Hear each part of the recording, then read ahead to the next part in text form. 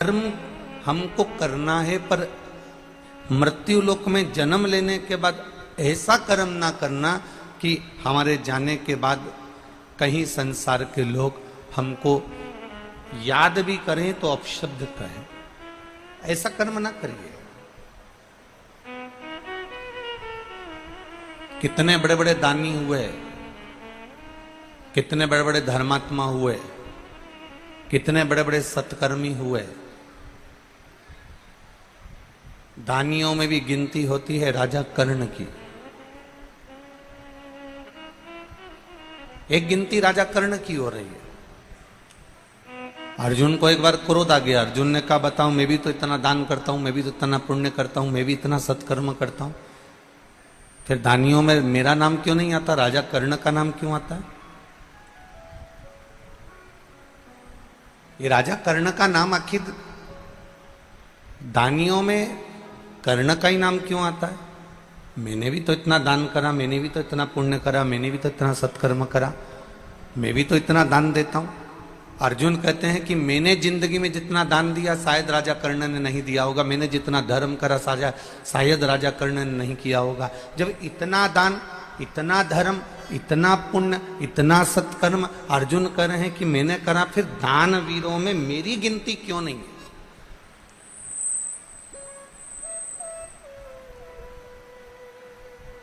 कोई जरूरी नहीं है कि आप गाय को रोटी दान दे रहे हो तो तुम्हारी दान वीरों में गिनती होगी।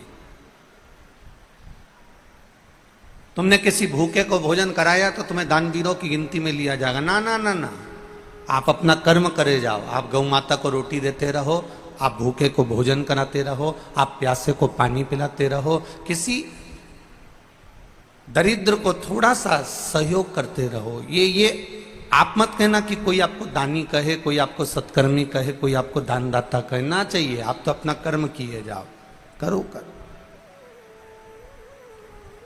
राजा कर्ण दानवीरों में उनकी गिनती है। अर्जुन को बड़ा बुरा लग रहा है, अर्जुन को ये अंदर से कछोट रहा है कि मेरा नाम दानवीरों में क्यों नहीं है। तब भगवान कृष्ण ने एक लीला रची। भगवान कृष्ण ने एक पर्वत पर बहुत सारा सोना रख दिया, इतना सोने का पर्वत बना दिया, इतना सोने का पर्वत बना दिया, और अर्जुन से कहा अर्जुन ये इतना सारा सोना है, सबको प्रत्येक गांव के लोगों को बुलाओ और ये सोना दान देते जाओ। अर्जुन ने सारे नगर में डोंडी पिटवा दी कि मेरे पास में सोना दान करना है, आइए और सोना लेकर जाइए। अब सोना लेकर जाओ, सोना लेकर जाओ, सारे नगर में सूचना कर दी कि सोना लेकर जाइए।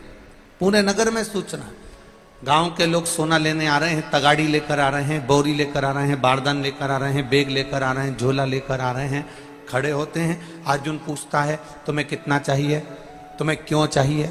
अर्जुन पूछ पूछ कर सोना दे रहा, तोल तोल कर सोना दे रहा। अर्जुन ने सोना दान करना प्रारंभ करा। दान करते करते करते करते अर्जुन थक गया। जब अर्जुन थक गया तो अर्जुन ने कहा प्रभु अब मैं तो दान करते करते थक गया। भगवान ने कहा तो राजा कर्ण को बुला लूं मैं दान करने के लिए? अर्जुन ने कहा उसको बुला लो। अब राजा कर्ण को बुलाया। भगवान कृष्ण ने कर्ण से कहा कर्ण ये सोने का पहाड़ है, सोने का पर्वत है, इसमें सोना ही सोना भरा है, सारे गांव के लोगों को तुम्हें दान देना है। अब राजा कर्ण ने कहा ठीक है प्रभु। राजा कर्ण ने सारे नगर में डोंडी पिटवा दी कि मुझे सोना दान करना है। सब गांव के लोग आ गए और आते से राजा कर्ण ने कहा कि ये सोना पर्वत का पूरा पड़ा हुआ है, जिसको जितना लगे उतना लेकर चले जाओ। और कर्ण ने वहां हाथ जोड़कर बैठ गया।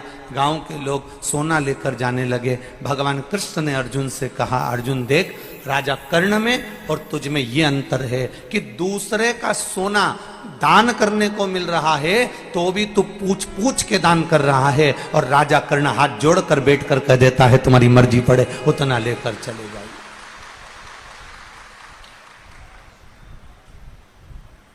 आपकी जितनी मर्जी उतना लेकर चले जाओ, आपको जितना लगता हो उतना लेकर चले जाओ, आपको जितना लग रहा है आप उतना लेकर पहुंच जाओ।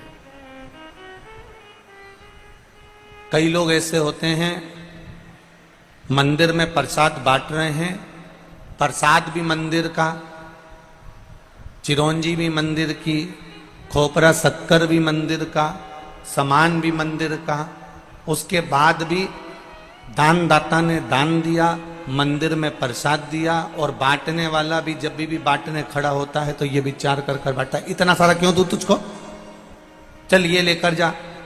अपना आया तो थोड़ा ज्यादा दे दिया और पराया आया तो थोड़ा कम दे दिया। यहां शिव महापुराण की कथा कर रही है, जब दानवीरों में गणना हुई राजा कर्ण की दानवीरों में गणना होने का कारण केवल इतना सा था कि राजा कर्ण जब भी दान करता था ये सोचकर दान नहीं करता था कि ये मेरा है। राजा कर्ण दान करता था तो ये सोचकर करता था कि वो पूर्वजों ने दिया है और परमात्मा ने दिया है, तो मैं दान क्यों ना करूं, ये सोचकर दान करता था।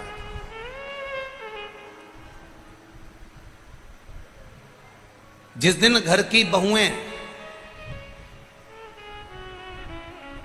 घर के लोगों को भोजन कराते समय, घर के सास ससुर को भोजन कराते समय, माता पिता को भोजन कराते समय, घर के देवर जेठ को भोजन कराते समय, घर के प्रत्येक व्यक्ति को कराते समय, जिस दिन घर की बहुएं ये जान जाए कि ये भोजन करने वाला मेरा देवर नहीं, ये भोजन करने वाला मेरा जेठ नहीं, ये भोजन करने वाले मेरे सास नहीं, ये भोजन करने वाला मेरा ससुर नहीं, ये भोजन करने वाला तो मेरा देव अधिदेव महादेव है, ये जानकर जिस दिन भोजन कराए तो उस दिन भोजन का स्वाद बढ़ जाता, उस दिन भोजन का स्वाद बढ़ जाता।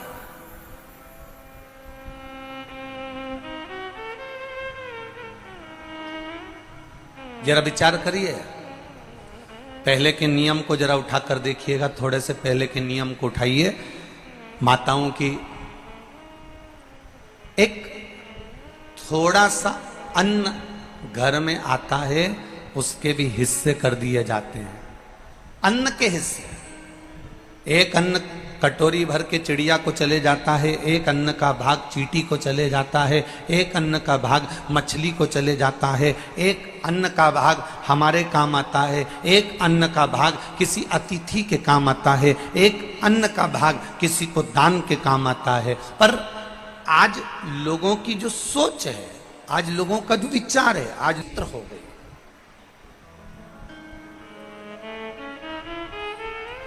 वो स्वयं के लिए ढूंढ रहा है, वो स्वयं के लिए पाना चाहता है।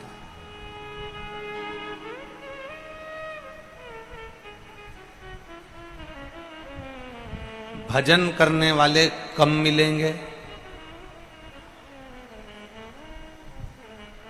हम तो दूसरे की क्या कहें, हम अपनी भी बात करें।